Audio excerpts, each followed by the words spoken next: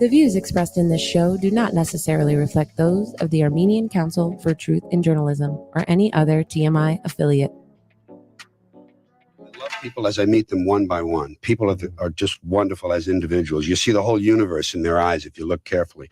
But as soon as they begin to group, as soon as they begin to clot, when there are 5 of them or 10, or even groups as small as 2, they begin to change. They sacrifice the beauty of the individual for the sake of the group. I decided it was all under the control of groups now, whether it's business, religion, political people, or what, and I would distance myself from wishing for a good outcome. Let it do what it's going to do. Yeah. And I don't like political humor. I don't mention politicians. In fact, I defend them in this particular show. Everyone is on their everyone is always making things. I defend them and blame it on the people. This is where it belongs. You get what you deserve? Yes, you get what you deserve, and you deserve what you get. And I have a slogan, the public sucks. But there's a reason. There's a reason. There's a reason for this. There's a reason education sucks. And it's the same reason that it will never, ever, ever be fixed. It's never going to get any better. Don't look for it. Be happy with what you got. Because the owners of this country don't want that. I'm talking about the real owners now. The real owners, the big wealthy business interests that control things and make all the important decisions. Forget the politicians. The politicians are put there to give you the idea that you have freedom of choice. You don't. You have no choice. You have owners. They own you. They own everything. They own all the important land. They own and control the corporations. They've long since bought and paid for the Senate, the Congress, the state houses, the city halls. They got the judges in their back pockets, and they own all the big media companies, so they control just about all of the news and information you get to hear. They got you by the balls. They spend billions of dollars every year lobbying to get what they want. Well, we know what they want. They want more for themselves and less for everybody else. They'll get it all from you sooner or later because they own this fucking place. It's a big club, and you ain't in it. You and I are not in the big club. 2 reasons I don't vote. First of all, it's meaningless. This country was bought and sold and paid for a long time ago. The shit they shuffle around every 4 years doesn't mean a fucking thing. And secondly, I don't vote because I believe if you vote, you have no right to complain. People like to twist that around. I know. They say, well, if you don't vote, you have no right to complain. But where's the logic in that? If you vote and you elect dishonest, incompetent people, and they get into office and screw everything up, well, you are responsible for what they have done. You caused the problem. You voted them in. You have no right to complain. I, on the other hand, who did not vote, who in fact did not even leave the house on election day, am in no way responsible for what these people have done and have every right to complain as loud as I want about the mess you created that I had nothing to do with. So I know that a little later on this year, you're going to have another one of those really swell presidential elections that you like so much. You'll enjoy yourselves. It'll be a lot of fun. I'm sure as soon as the election is over, your country will improve immediately. As for me, I'll be home on that day doing essentially the same thing as you. The only difference is when I get finished masturbating, I'm going to have a little something to show for it, folks. You can say what you want about this country, and I love this place. I love the freedoms we used to have. I love it. I love that. I love it when it didn't take a fucking catastrophe to get us to care for one another. I love the fact that we're on camera all the time from all angles. Good, honest, hardworking people continue. These are people of modest means. Continue to elect these rich cocksuckers who don't give a fuck about them. They don't give a fuck about you. They don't give a fuck about you. They don't care about you at all. At all. At all. Yeah. You know? And nobody seems to notice. Nobody seems to care. That's what the owners count on. The fact that Americans will probably remain willfully ignorant of the big red, white, and blue dick that's being jammed up their assholes every day. Because the owners of this country know the truth. It's called the American dream, because you have to be asleep to believe it. Good morning, good evening, good afternoon. Welcome to the show for free thinkers. I'm Lou Starsky. It's day 194 of the 2-week lockdown, and going to be discussing, what are we going to discuss today? We're going to discuss the illusion of voting, the candidates, and CIA spells. I'm going to make a correlation between everything that we see is a spell. Everything is a lie. And even some of the stuff that I probably believe in is manipulated at some point because they control everything. But first, we are going to, and also I've been sick all weekend. I think I got the mini COVID, I guess normally known as like a seasonal sore throat. But I'm going to have a lot of notes today, so you'll hear some paper shuffling, but that's no big deal. We got a good show today. We're going to be discussing the candidates, the debate that happened, and all that craziness. And of course, that was George Carlin starting off the show.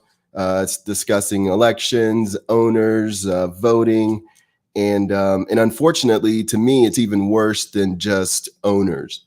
We have we are not only owned, but we are also manipulated. And I think the manipulated part is the part that we can identify. And I think that not only can we identify the manipulation, but then we can maybe even overcome it and even salvage something out of this thing called humanity. But anyways, we had a debate between candidate Biden and candidate Trump, and it was terrible. It was terrible. It started off, where they were talking about real shit. But it just devolved into something that was nobody got a point across. And I went back and watched a couple of other older presidential debates, and they used to allow them to have like a 3-minute opening of uninterrupted. This is what my platform is. This is why you should vote for me. Let the other guy do the same thing. And then they would have media ask them questions. That's it. And now it's devolved into this, this fight, it seems like. So it just, I don't know, the whole thing just seemed bad from the get-go. I made a couple posts and it kind of got me in trouble on Facebook, so they banned me, but we won't talk about that here. Anyways, that's what we're going to start with, is the debates. But of course, first off, let's talk about our sponsor, the Flickwick, which looks like my camera is a little shady there. But anyways, we have the Flickwick. It's awesome. They sponsor us. You can go to their website, shop.flickwick.com, and put in ACTJ or LSPB, and you'll be able to get 20% off. And not only does he sell the Flickwick on that site, but he also sells these cool mechanical blunts. I got one in a black, and I got one in green for myself, but they're great for traveling if you like to smoke cannabis. So they start off with this little tube, and it just goes all the way down, all the way up. So it's pretty badass, and that is also on there. And I'm working out. I'm going to work out a deal with him where you'll be able to get both of those things for about $20. I think that's like 50% off both of those items. Anyways, that's enough for that, and let's get into it. So those two fucking guys, President Trump, as we'll call him out of respect, and Vice President Biden, they're the same fucking thing. They are the same thing. Not only are they both 7 years old and old, not only are they both mega wealthy, not only are their families mega wealthy, but they're both the exact same thing. And I don't see a great enough difference between them to be having such a divide in our country. Neither of them make any sense. Neither of them have any principles or morals to stand on, in my opinion.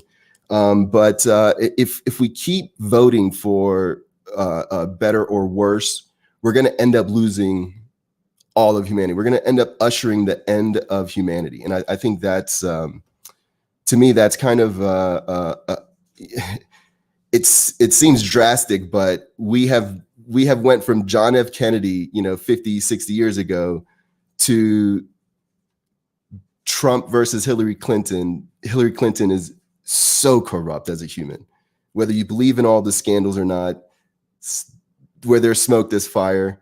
And also she oversaw what happened in Benghazi. We cannot just keep overriding all of these little things. Then we went to this year where we have Trump versus Biden. Biden is so corrupt. He's been in here for 47 years and haven't pushed anything worthwhile. Everything that he's done has been either the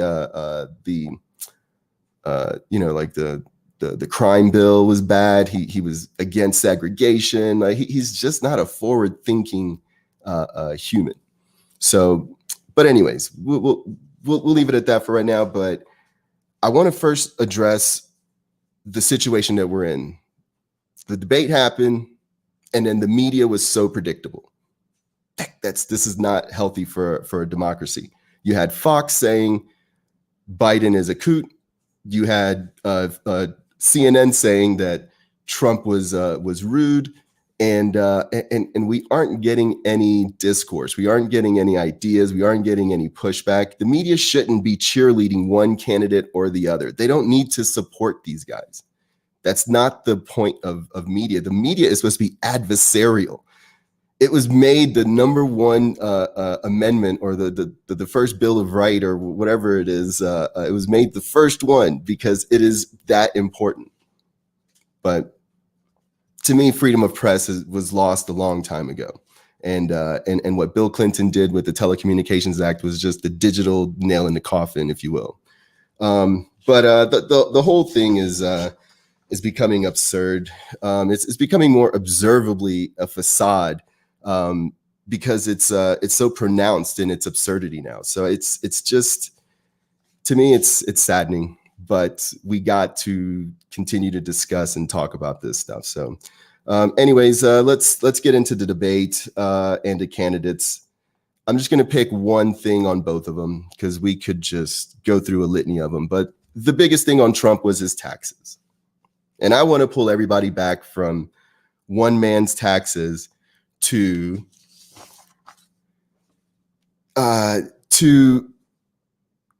actually, hold on, let me say this. No, fuck it. Let's just keep going. I want to go a little further. I want to discuss the Panama Papers. Now, it happened a while ago, and I'm not sure if people even are familiar with what the Panama Papers were. But it was a global secret shell game that was exposed. It was exposed beautifully by a blogger. Her name was Daphne, I forget her name, Galizia. I knew I was going to butcher that name. Rest in peace. Because here's the scary part about this. Since that didn't fit the narrative of everybody understanding how the corporation, the corporate elite, the governmental elite, and how everybody plays these shell games with this money, they ended up killing her. And this is the spell part again. This is the spell part coming at you, where they have a narrative, and if something comes in that is not part of the narrative, they find a way to remove it from your psyche. So now you have this lady who risked her life and exposed just this ultimate corruption that's way worse than just one man's taxes. And I know I'm supposed to be bashing Trump, But the point of this is that we're making a big deal about Trump's taxes when nobody really wants to pay taxes for this specific government. And here we had a lady lose her life in a car bomb after she leaked what was known as the Panama Papers.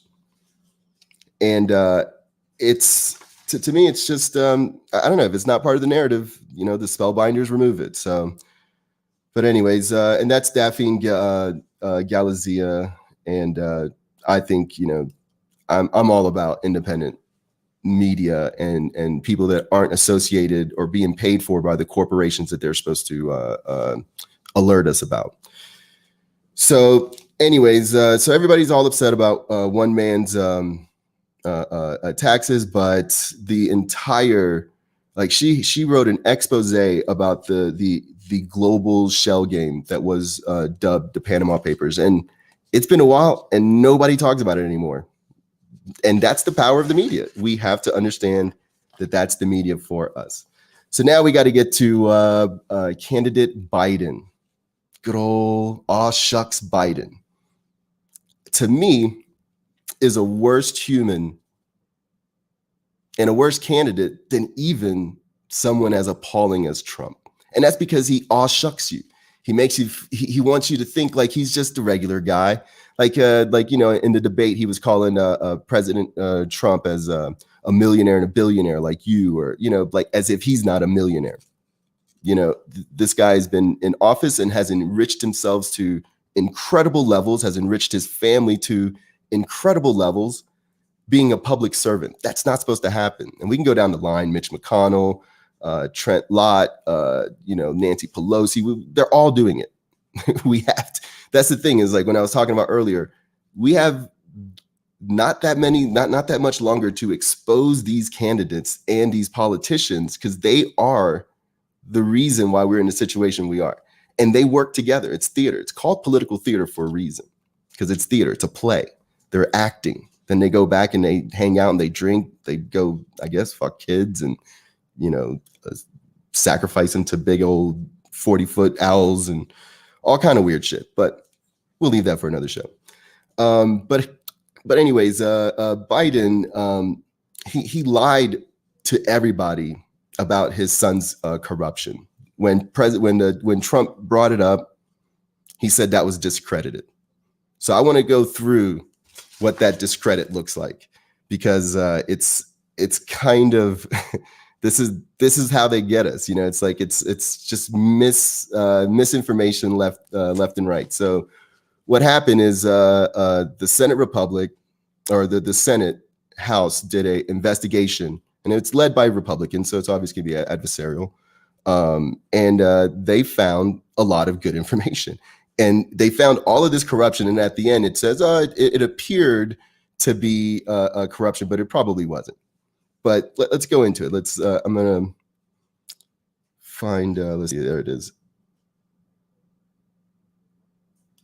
So here's the funny thing is Hunter Biden only stepped down from the Chinese board on October 13, 2019, which is an interesting time because it's, I think, a day right before Biden announced that he was going to run. These guys are very transparent in their corruption. It's just the media hides it from you, so you just go with whatever the hell everybody else is talking about. That's that group mentality stuff. But all right, so what I'm about to do is I'm going to read some excerpts from a news article that details what the corruption actually was. The company, according to Wall Street Journal, planned to raise $1.5 billion, taking advantage of Shanghai's free enterprise. Actually, hold on. This seems like it's out of place. Yeah, that's what I thought. Of course.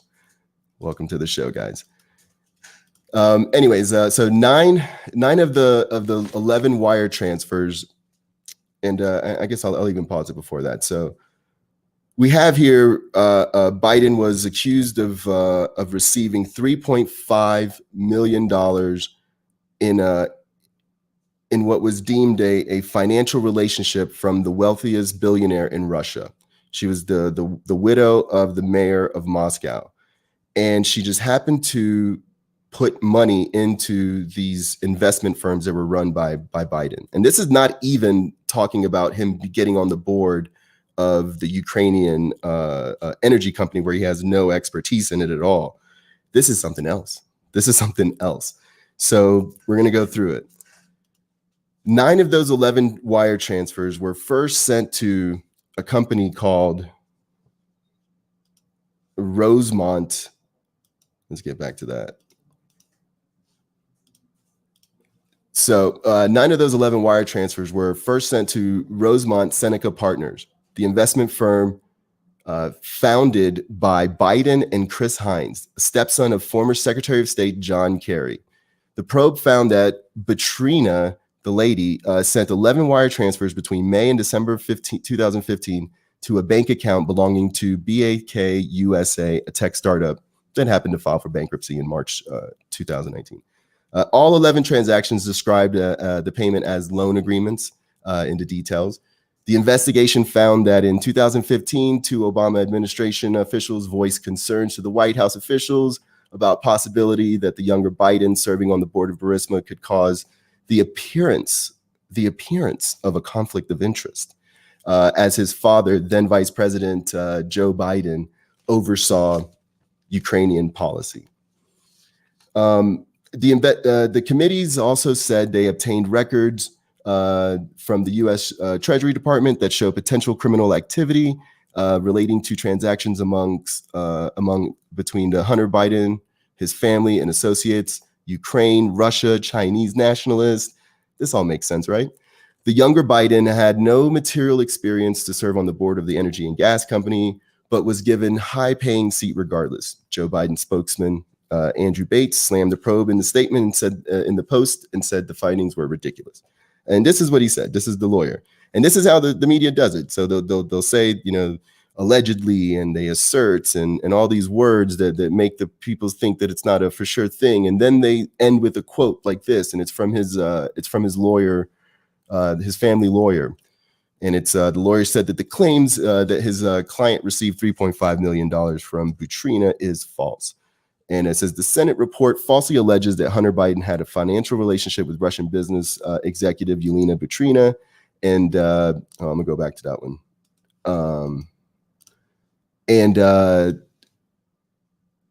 That received $3.5 million from Batrina. Hunter Biden's lawyer, George Messier, said in an email, Hunter Biden had no interest in and was not a co-founder of Rosemont Seneca Thornton.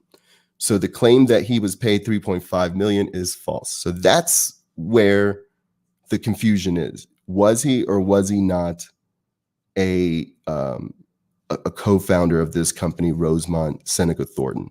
And it's obvious by their papers and everything that's written is that he is. So if you go and investigate that, you know that it's him. Chris Hines were the co-founders of it.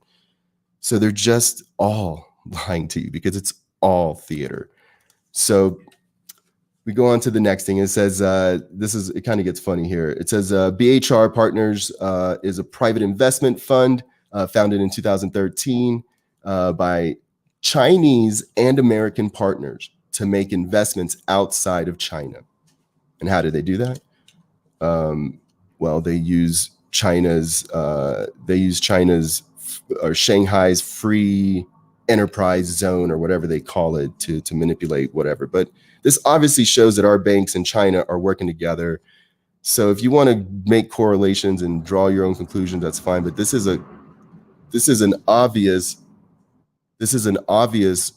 global coup. This is not just America being fucked over. This isn't just Russia being fucked over, the people of Russia being fucked over. This isn't the people of Saudi Arabia being fucked over, the people of Yemen, the people of Armenia, the people of anywhere. It's all of their leaders are working together under the leadership of the international banking cabal, which was called out many years ago, many centuries ago, about how corrupt and how evil their desires are to take over the world and create a one world. So even though it's all written down, everybody treats this as if it's a big conspiracy theory instead of a big conspiracy. So anyways, It says BHR was founded in 2013 by two Chinese registered asset managers, Bohai Industry Investment Fund.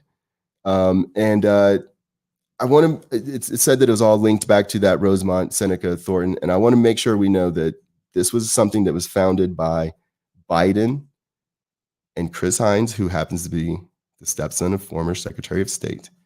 The company, according to Wall Street Journal, planned to raise $1.5 billion, taking advantage of Shanghai's free enterprise zone to convert the yen or yuan to $2 and to be invested in foreign companies. Business registration filings in China lists Hunter Biden among the key officials at this investment firm. So I don't know what else to let people know that Hunter Biden is extremely corrupt, and it's because of his dad that was the vice president at the time. If you want to just take the word of the media who has been consistently lying to you over the actual facts, then I get it. I get it. It's hard to admit that your whole life is a lie. I fucking get it, and I don't blame you. But to me, it just seems like something happens when we form groups.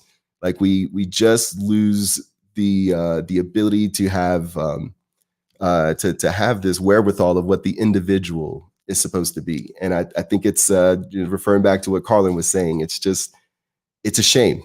It doesn't even matter how big the group is. It could be a group of 2 or 3, and it gets the same way. We just lose that sight of the individual.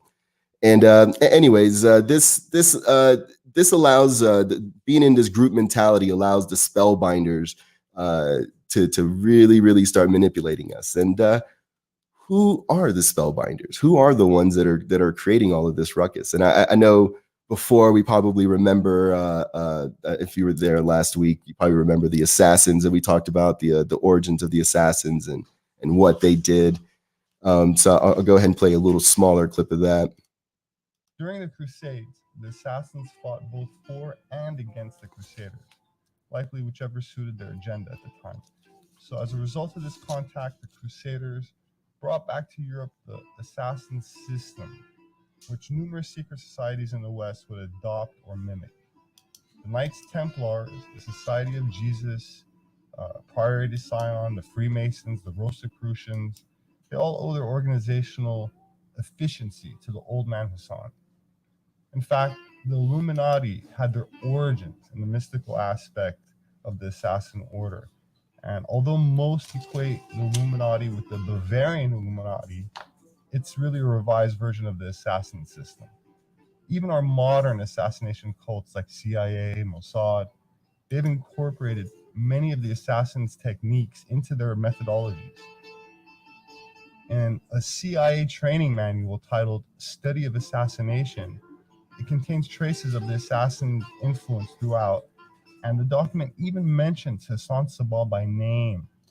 So, the Mossad former motto happens to be, by way of deception, thou shalt do war. And that was just a recap of where the origin of who these spellbinders are. And our modern day spellbinders are the secret services of the world. So we're talking about the CIA, the KGB, the MI6 or whatever they call them there, the Mossad, and on and on and on. So they've used all these secret services as the final. So basically what happens is that they have this international banking cabal, right? And if the economic sanctions that these international, like the IMF or anything like that, here I'll pull up a story that illustrates this using current times. So here, this story, I don't know if y'all can even see this, but yeah. Okay, so this is the Belarusian president, and he said that he was bribed with by the IMF for $940 million US, which is fiat currency. It's basically worthless. It's not based on anything. So they're offering this guy this much money if he would have these draconian lockdowns that matches everything that's going on in the globe, right? And it's the imposed lockdowns, the curfews, the masks, and all of that stuff, right? Basically, they want to destroy all the different economies so they can be the only ones on the block. And this guy was like, no, I'm not going to do that, right? And so you think, and you think that, okay, so he said no, but let's think about this. The airline industry has been bailed out by these banks as well. And what have they done? They did all those things there. They've instituted all of the you got to wear your mask. Even little kids got to wear masks. There's no science behind that. We know that. But in order to get this money, you got to do what we say. So if that doesn't work, then they impose sanctions, international sanctions. And if that doesn't work, then they bring in the spellbinders, the secret services to assassinate who they need to prop up who they need to infiltrate what they need to. It's all done by deception. They tell you, even in their mottos, they tell you. But I don't think we're ready for that conversation. So anyways, we're just going to talk about ours here in America, the CIA. We have the CIA. We know some of their big, some of their greatest hits. We have Operation Mockingbird, which is them infiltrating our media and lying about it. We have the alleged crack epidemic that was brought upon when we were in South America, and we were basically bringing our drugs in and trying to destroy small, Black and Latino and poor neighborhoods with drugs. Same thing they're doing now with heroin and opiates. But anyway, so we have that one, and the guy who exposed that, Gary Webb, same thing that happened to Daphne. They got rid of him because if the narrative doesn't fit, they find a way to suicide you or whatever, and that's what the CIA does.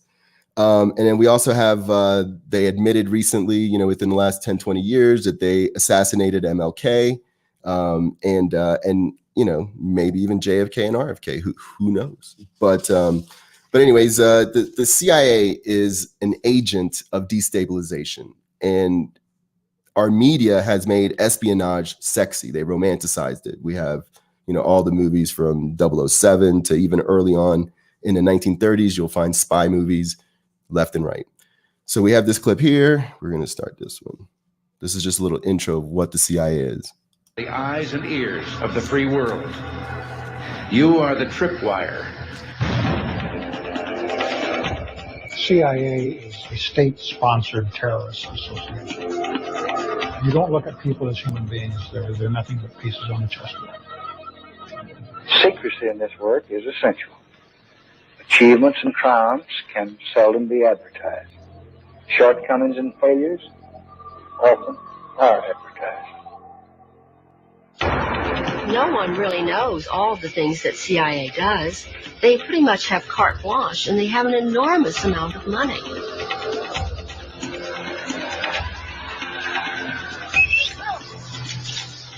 Maybe I'm overly naive, but I don't see what would be wrong with that. We need more intelligence, not less. We must not diminish our intelligence. The CIA is not really an intelligence agency. It's a covert action agency. The CIA has been involved in assassination and torture behind the scenes, all through its history. The Cold War is over, but many new dangers have taken its place. The decisive advantage United States intelligence provides this country is therefore as important as it has ever been.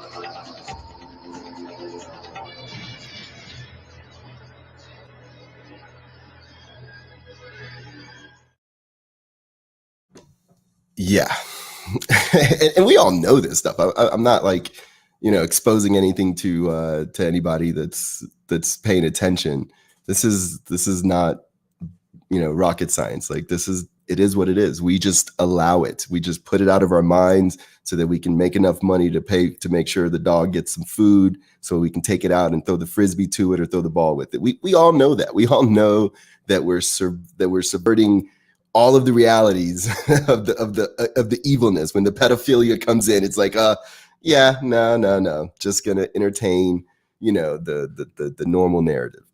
And I don't blame people. I really, really don't. This is why I want to do this show. Is I think if we have discussions and if we get on the same human level, this could still be eradicated. We can still change the course.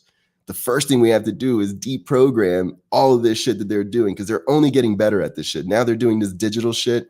And the thing is like,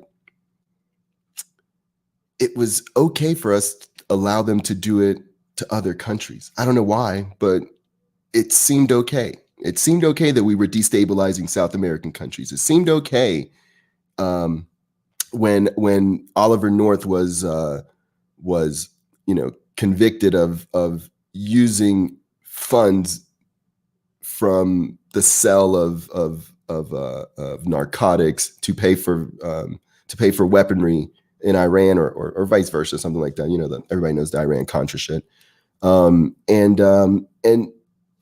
it's to me, it's not right what they did foreign, but now we have to understand that there's a possibility that they've been doing it domestically too. And that we are, once they've positioned for the last 60 years, all of these other pieces on the board, now they're looking at us because we are the ones that have the rights. We are the ones that have the freedoms.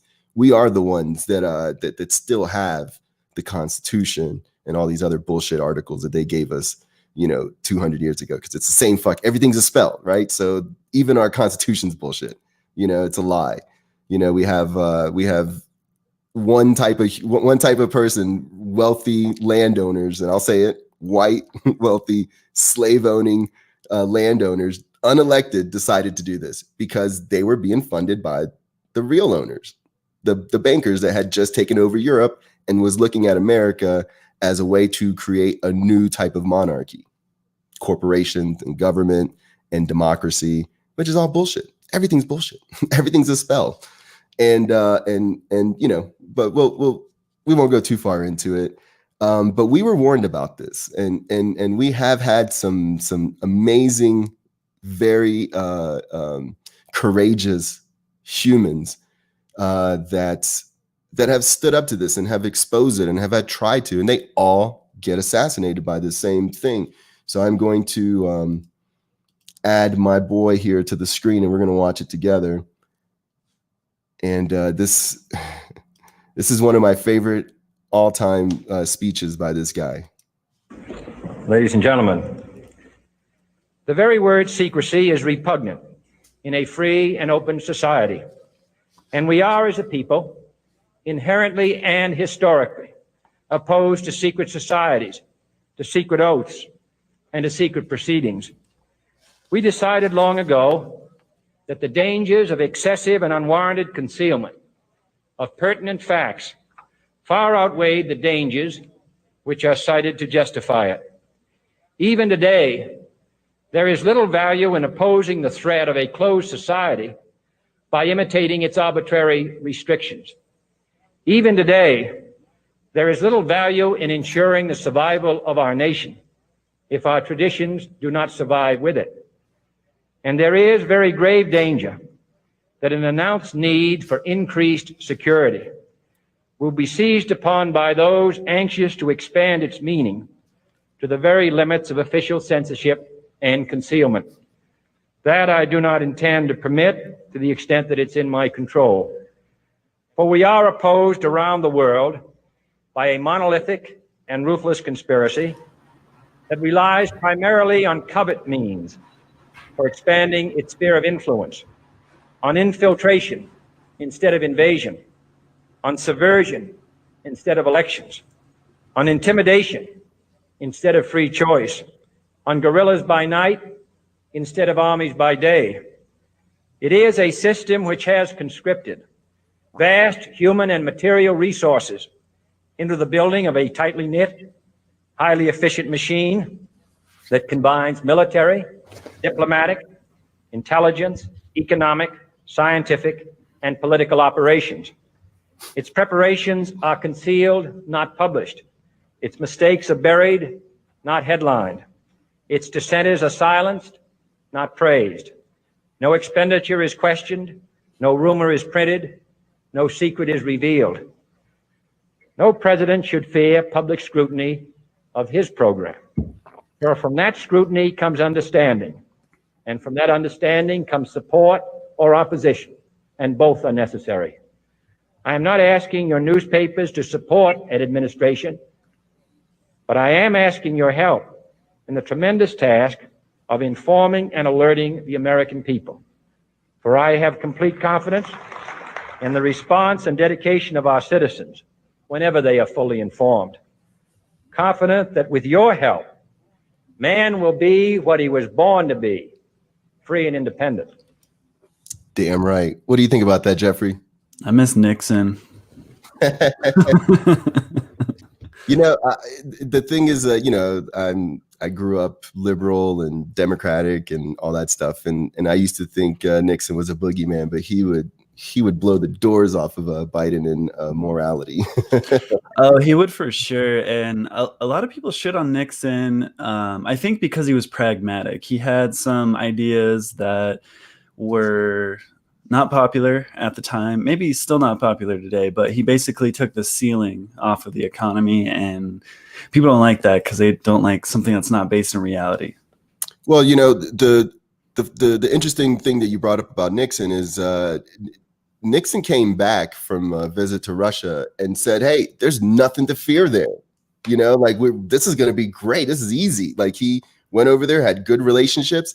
And shortly after that, that's when, and it's funny because Donald Rumsfeld and Dick Cheney were in the government at that time, but they're the ones that bugged his office and then allowed and then leaked those the Goldwater. What was the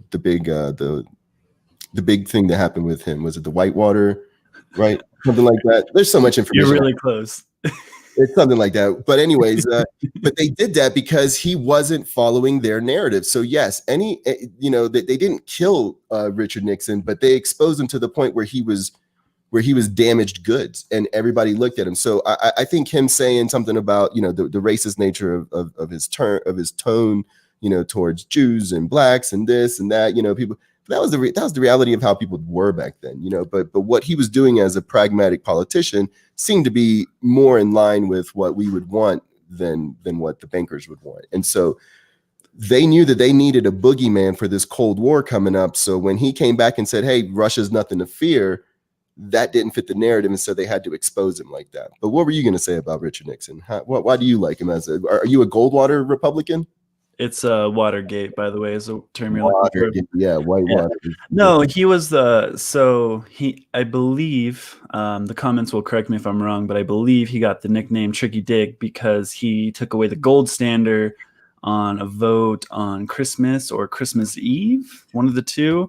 So basically, removed our ceiling for what we can do as a country, and people just shit on him for that, which I get it at the time, super bad move, but we would be in the shitter had that not happened.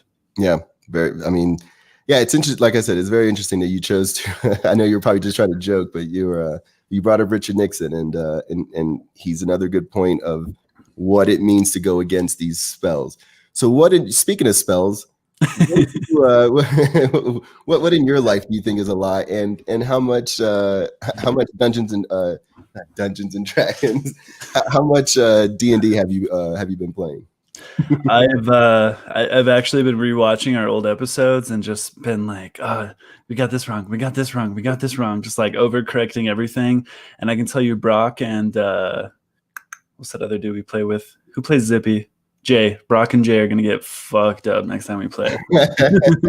Well, I definitely am looking forward to it, and I think we're just trying to work out the schedules with that. But that's a good time, man. We all get together and play this game, and it's a good time.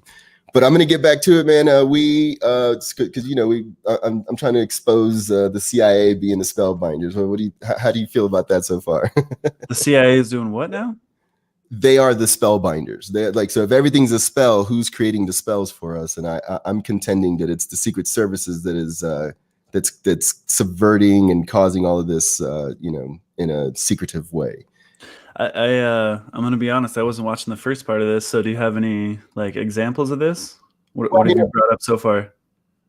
Okay, so we all know the foreign exploits of what the CIA does. Like I brought up the Iran-Contra, like what they've done to South America, and here I'll go into this before I go into this other one.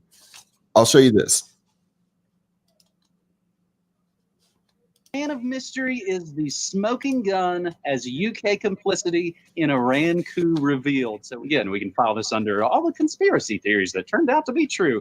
Good stuff here from Covert Action Magazine. After 60 years of foot dragging and dissembling, the US government finally confessed and admitted its role in the bloody 1953 coup that overthrew Iran's democratically elected government led by Dr. Mohammad Mossadegh. With new documentary Coup 53's compelling evidence, maybe it's now Britain's turn to fess up. More than 300 killed, thousands for treason in an MI6 CIA-backed coup that left the country condemned to a 25-year reign of terror under the dictatorship of the US-backed Shah of Iran.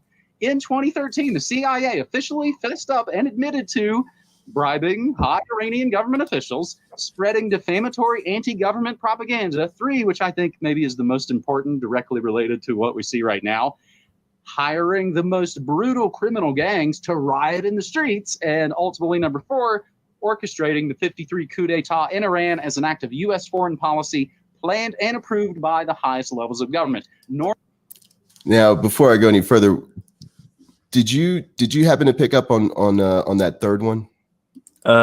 You'd have to rewind it so I could read it. So, I'll read it to you. It says, hiring Tehran's most brutal criminal gangs to riot in the streets. What does that make you think of in 2020? I mean, most recently, there's been a lot of talk of Antifa being hired to cause shenanigans. And BLM. We know Susan Rosenberg is their financial board. And the thing is, like, they're not dumb. So they use things like anti-fascism. That's a good thought. Black Lives Matter. That's irrefutable.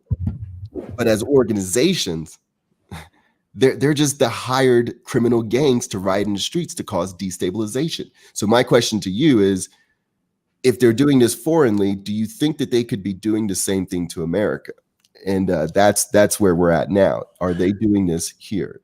But the CIA is not allowed to operate on our soil. How do we know? We have no way of knowing. Those are the rules. Norman Derbyshire, who actually revealed his and Britain's complicity in the coup in a 1985 BBC documentary called End of Empire. But of course, his incriminating testimony edited out before the broadcast. But now the transcript of Agent Derbyshire's lost interview has resurfaced numerous independent locations and has been reenacted prominently in this new documentary, which actually even features Ralph Fiennes.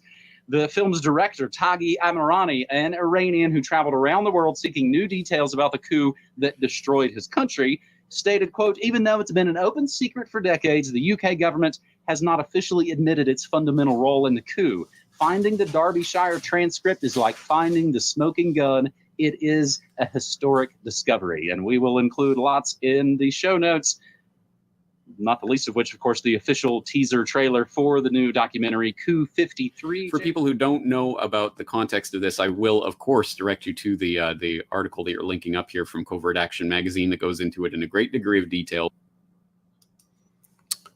And I'm going to just pause it right there. But yeah, so ultimately, my question is, I'm going to bring Jeffrey back on.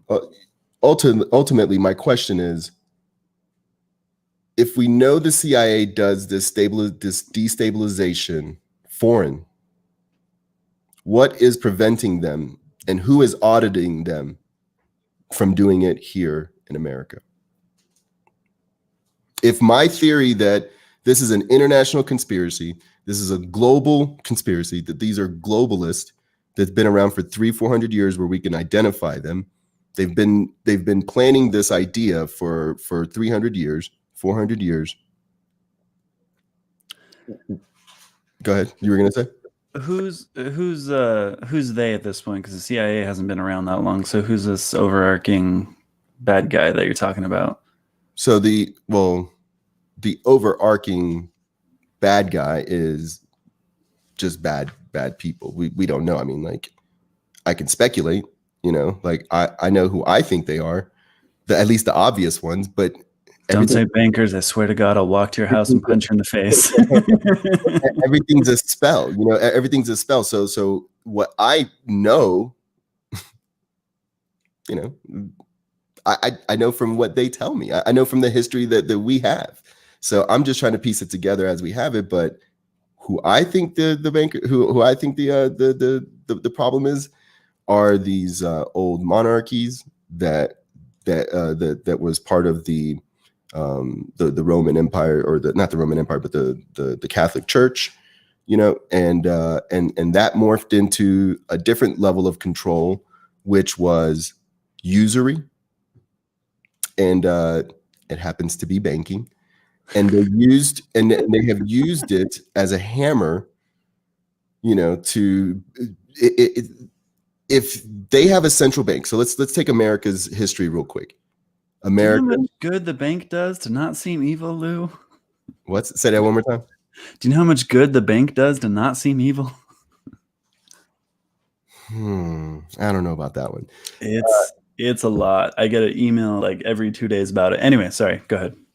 To not look evil. Yeah. And how about them not charging me $35 whenever my bank account gets to zero because I haven't transferred money into it yet? Like, how about that? Oh, okay. Do you want them to charge you for data and customer service and all that biz? No, I want them to. I want them to step out of the usury. Keep your money under your mattress, then. Jesus. I do. I always have. I know where Lou lives. We can go get his money. I've buried that shit now, but no, seriously, like who I think they are, it's the people that have found the way to manipulate religion, the people that have found the way to manipulate currency and trade, and the people that have now found the way to manipulate science. And so now science is the cherry on top, because with science being truth, then you can introduce what's called the scientific dictatorship. And if you are the authority, then you're going to have a global scientific dictatorship that's being, you know, where how we live is now no longer an instantaneous expression of human life. It is orders from on high, you know. So anyways, I don't want to get too that. What would you say science is like the new religion that we're being ruled by because they can prove shit? Yes, science is by far the new religion, and it's and the thing is about the thing about religion is that you can't question it, right? The thing about science is that if you can't question it, it's not science. So this whole idea of settled science it makes me cringe. Like, there's no such thing, you know, because if that was the case, then we you know, in 1700s, that we would have continued to think that the earth was flat or whatever, you know. Or some people still do. And I believe them, and I'm down with them, because the deception is so deep that I'm not here to say that the earth is flat or not flat. And that's not my fight. I don't give a fuck. But for y'all people that really want to believe in this globe, that wouldn't have been able to happen until the 1700s when people started readdressing that situation, you know, and they started using new science as they came up to you know, to get to a final point on that. So, but anyways, let's you know, gravity, the same thing. You know, like, if you don't continue to challenge, then you won't get to the final solution. Remember when science was settled that DDT was great? Remember when science was settled that cigarettes were great? Good for pregnant women. That's science. If it's settled science, and it becomes that. But if we continue to allow people to research and do tests and hypothesize on these new things, that's real science. Science is questioning science. That's what it is. It's just a method. It's a method of understanding our reality. But anyways, I do want to get back into the CIA part. So my concern is that this thing that has been destabilizing foreign entities that we know of, you know, it's been exposed, Iran, South America, this, that, and the other. Are they now destabilizing America? Are they the reason for this? And I believe that they are. And I'm going to show you something here that I think you're going to like. We want to be sure that this country stays free.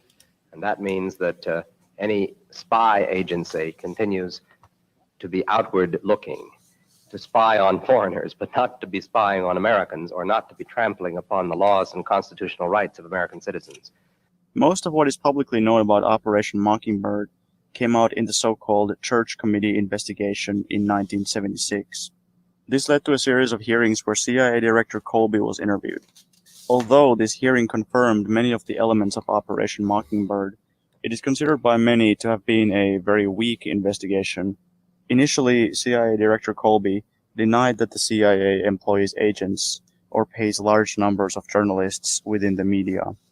We do not attempt to influence what they put in their U.S. journals. What they do with respect to their own journal is their business, and we do not tell them what stories to write or what subjects to cover. We do not, at this time, employ any staff members of regular U.S. general circulation journals. The hearing's findings were that, quote, the CIA currently maintains a network of several hundred foreign individuals around the world who provide intelligence for the CIA and at times attempt to influence opinion through the use of covert propaganda. These individuals provide the CIA with direct access to a large number of newspapers and periodicals, scores of press services and news agencies, radio and television stations, commercial book publishers, and other foreign media outlets. More than a dozen United States news organizations and commercial publishing houses formerly provided cover for CIA agents abroad, unquote. However, the committee report actually minimized the CIA's role in the U.S. media. Much of the committee testimony also remained secret and was not revealed to the general public. Quote, despite the evidence of widespread CIA use of journalists, the Senate Intelligence Committee and its staff decided against questioning any of the reporters, editors, publishers, or broadcast executives whose relationships with the agency are detailed in CIA files. According to sources in the Senate and the agency, the use of journalists was one of the two areas of inquiry which the CIA went to extraordinary lengths to curtail. The other was the agency's continuing and extensive use of academics. In both instances, the sources said, former directors Colby and Bush and the CIA Special Counsel Mitchell Rogovin were able to convince key members of the committee that full inquiry or even limited public disclosure of the dimensions of the activities would do irreparable damage to the nation's intelligence gathering apparatus, as well as to the reputations of hundreds of individuals, unquote. It's, you know, it seems pretty obvious to me, but, you know, we'll keep trying to expose it in different ways throughout this, throughout the few more months that we have left in this reality that we know. But it seems like it's the same tactics that they're using today upon us. And Jeff, what if we've dropped the ball? Like, what if, let's just call them, you know, for lack of a better word, bankers, international bankers. Let's say the international bankers are using secret services to get their outcomes. Like, let's say if, you know, like the one story with the Belarusian president, you know, like let's say that, you know, they try to bribe, then they do this and they can't do that. And so then they start using all of these journalists and all of these, you know, strategically placed foreign embassy people to create a narrative however they want, you know, and then they have this thing where they're called NGOs. And they introduce all of these NGOs into these places where we don't have access to, like Iran and places like that. And then we get the narrative from them. When those NGOs are directly linked to these banks, you know, that's where they get most of their international funding. Like, what are you going to do to stop it? Like, why are you worrying about this so much? Just let it happen. Just let it happen. So my philosophy is very much like George Carlin. Like, I'm doing this because I've acquired a lot of this information and this ability to see through this facade. And I just... Can we address one thing real quick? What's that? Tune into KY5 Gaming, and you'll get your nerd fill. Okay, sorry. Go ahead. Yeah, hold on. I'm going to need you to talk a little bit longer because I need another sip of water here. I was just okay. I think I just had Tune into KY5 Gaming. Sometimes we're on Sundays, as long as our DM's available. He's amazing. that's really all I had. I hope Lou has had a sip of water at this point so I can stop talking. But if he hasn't, YouTube, KY5. All right, I'm back. Okay. Yeah. But let's just call them international bankers. Okay. We'll call them that. And they bribe, they impose sanctions, and it's only getting stronger with this whole digital shit that they're doing. And I think that whatever they did in Egypt, whatever they did in all these other countries using Facebook to formulate these destabilizations of their countries, I think they are using that exact same tactic here. I watched that Shadowgate documentary that was censored.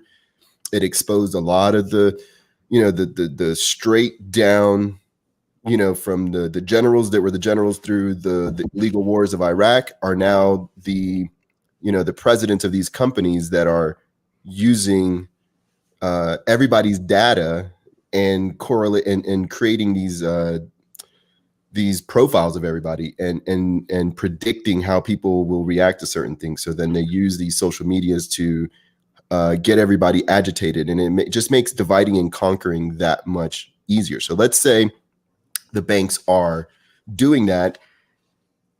What is our, what are the solutions? Like, is it too late? And that's kind of what you were asking. And I don't think it's too late, Jeffrey. And the reason why I'm using these last few moments here to discuss this is because all we have to do is cut off the TV, cut off the programming, realize that it's we, the people, and not, this corporation or the WHO or, this government or that government or this ideology, and it's literally us. And we need food, shelter, and water.